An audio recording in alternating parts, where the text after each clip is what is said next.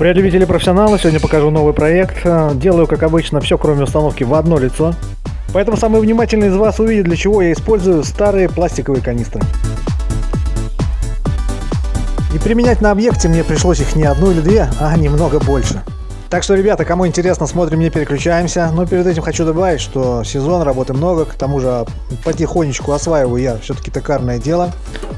Но про новые лекала и розыгрыш от компании Профи я помню, свое слово держу, так что ролик не за горами. Вроде бы все, ну а пока смотрим, не переключаемся. Итак, начинаем проект, как обычно, с проката трубы, это 40 на 25 с толщиной стенки 2 мм.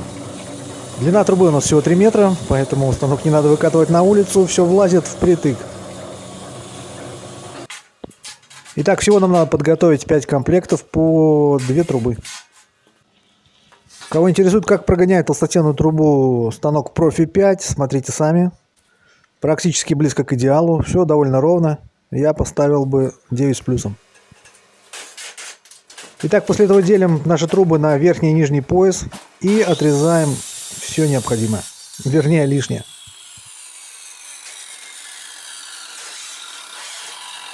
Алмазный круг и торцовка работают пока без нареканий. Обзор, наверное, сделаю в конце сезона. Единственный минус, что алмазный круг дает вот такой небольшой заусенец.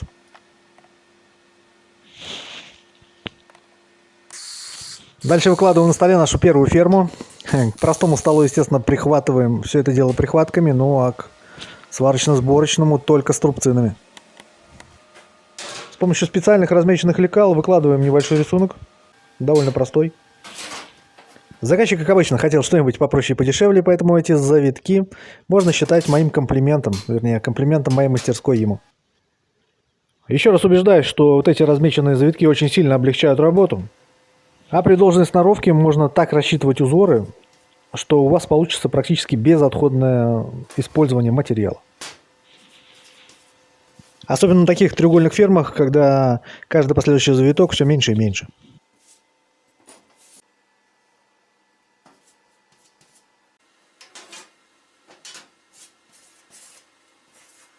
Теперь, когда все размеры ясны, нарезаем уже строго в размер нашей заготовки.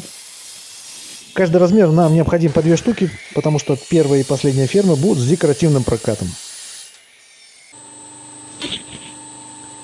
А вот и сам прокат.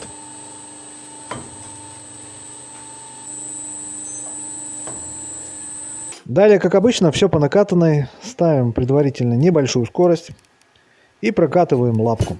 Потом, немного обработав окончание, приступаем к накрутке наших элементов. И все это залипательное видео, ребята, лучше смотреть без моих комментариев.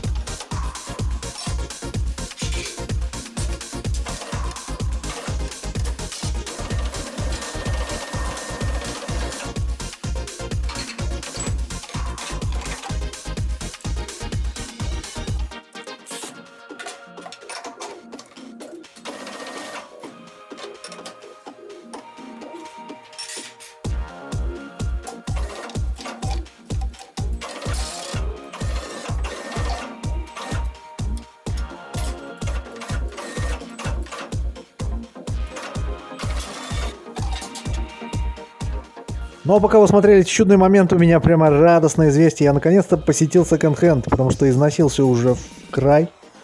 Теперь у меня новая курточка. И носить я ее буду до тех пор, пока она не превратится вот в такую кучу ламья. Шматья, вернее.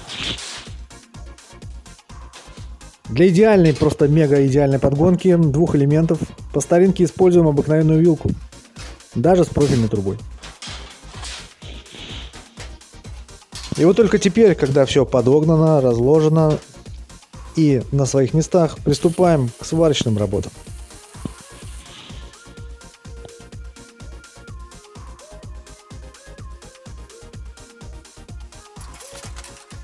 Итак, вот такая простая нарядная 3-метровая ферма у нас получилась.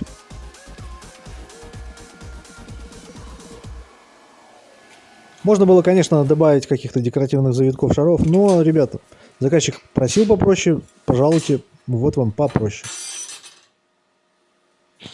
Кстати, ребят, совсем забыл упомянуть об обезжирке материала. Делаю это ровно 3 раза. Первый раз это перед нарезкой трубы или прогоном ее через декоративные валы.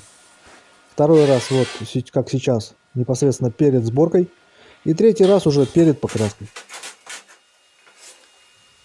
А пока что мы продолжаем работать, набираем вторую такую же ферму. И если говорить о декоративном наполнении, то прям 100% тютелька в тютельку попадания нас не интересует. Можно отступить 1-2 мм. То вот верхний пояс и точки опирания всей конструкции должны быть подогнаны идеально, чтобы поликарбонат лег просто как ковром. Так, ну а пока мы с вами болтали, я уже закончил вторую, начал третью и четвертую фермы. Здесь тоже, как видите, ничего сложного нет. Главное правильно и хорошо подобрать, вернее, подогнать материал.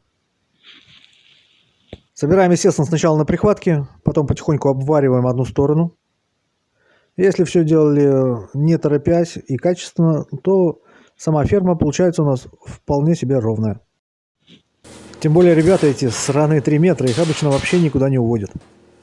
Что я вам и наглядно и показываю, что верхний, что нижний пояс идеально ровные.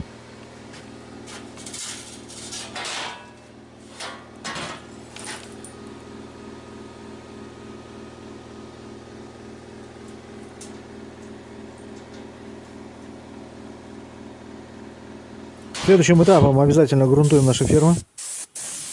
Потому что какой бы краской вы ни пользовались, естественно, кроме полимерки, то лучшая покраска это все-таки грунт плюс краска. Ну а пока грунт подсыхает, начинаем собирать передний и задний ригель.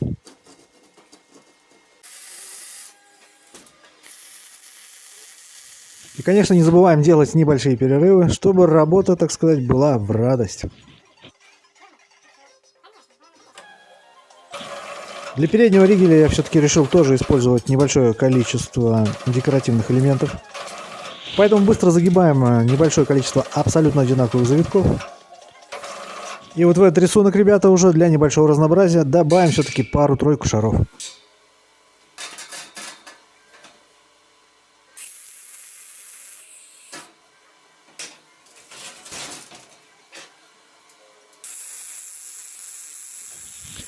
Кстати, ребята, опять забыл еще один технологический процесс упомянуть. Это шлифовка нашего материала. Ну а после обработки, естественно, наши ригели также грунтуются.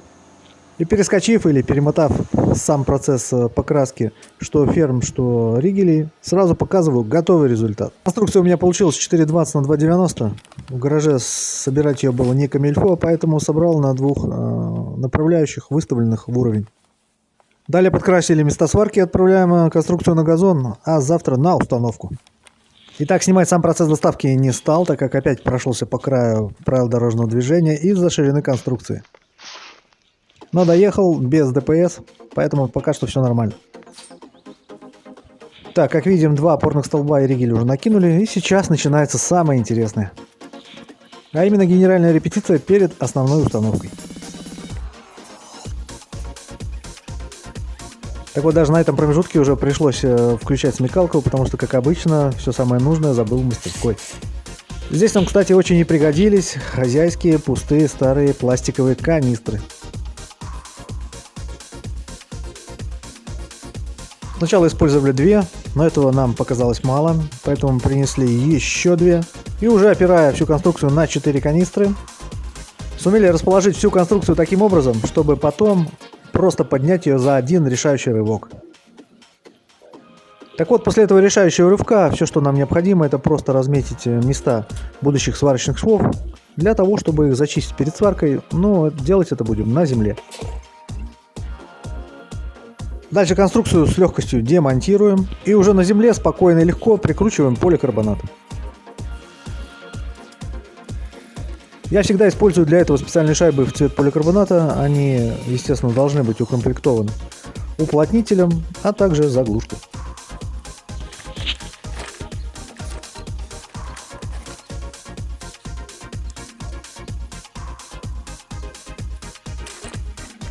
Итак, после того, как набросили поликарбонат, начинается финишная прямая. Еще раз заносим всю нашу конструкцию. Теперь все это дело надо делать гораздо аккуратней. Чтобы не повредить покрытие, но, как известно, повторение мать учения, и со второй попытки это все уже не так тяжело. Опять набрасываем наш навес на передний ригель, потом поднимаем его на высоту стола. Накидываем на всю эту конструкцию 4 бэушных канистры. И финальная точка, делаем решающий рывок.